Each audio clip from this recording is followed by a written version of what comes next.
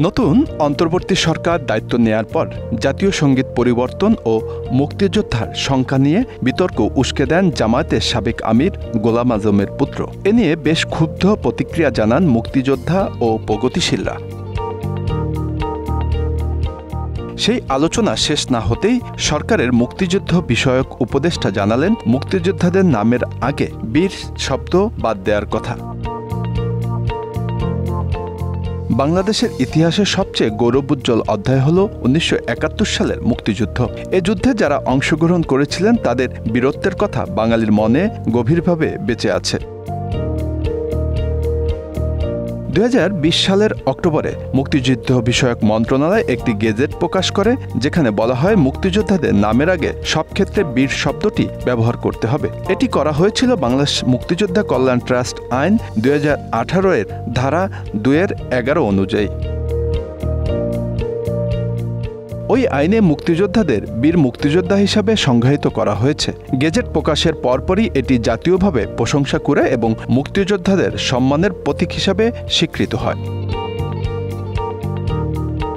সম্প্রতি একটি গণমাধ্যমে দেয়া এক সাক্ষাৎকারে অন্তর্বর্তী সরকারের মুক্তিযুদ্ধ বিষয়ক মন্ত্রণালয়ের উপদেষ্টা ফারুক-ই আজম জানান, মুক্তিযোদ্ধাদের নামের আগে বীর শব্দ ব্যবহারের গেজেটটি বাতিল করার কথা বিবেচনা করা হচ্ছে।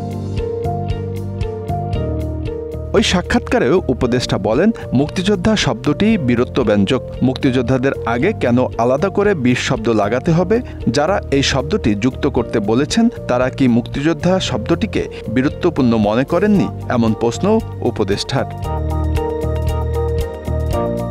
তিনি জানান, তিনি মুক্তিযুদ্ধ মন্ত্রণালয়ে নানা অসঙ্গতি সংস্কার করতে এসেছেন এবং সেই সংস্কারের অংশ হিসাবে বীর উপাধি বাতিল করতে চান। বীর শব্দ যুক্ত করতে হলে তা মানে দাঁড়ায় যে অবীর বা ভীত মুক্তিযোদ্ধা আছেন, যা মুক্তিযুদ্ধ চেতনাকে অসম্মান করে। ফারুক-ই আজমের এই বক্তব্য নতুন করে বিতর্কের জন্ম দিয়েছে। মুক্তিযোদ্ধা শব্দের আগের বীর শব্দটির প্রয়োজনীয়তা নিয়ে প্রশ্ন তুলেছেন অনেকেই, কিন্তু মুক্তিযোদ্ধা এবং সাধারণ মানুষ মনে করছেন বীর শব্দটি ব্যবহার তাদের গৌরব বাড়িয়ে দেয় এবং তাদের ত্যাগকে আলাদা মাত্রায় তুলে ধরে। তবে ভিন্ন মত আছে। অনেকে মনে করছেন মুক্তিযোদ্ধা শব্দটি যথেষ্ট সম্মানজনক এবং এর অতিরিক্ত শব্দ যোগ করার প্রয়োজন নেই।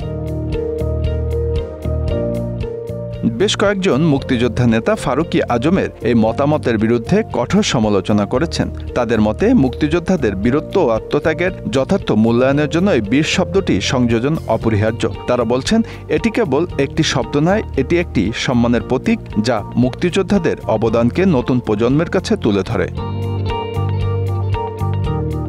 Bangla affairs news desk.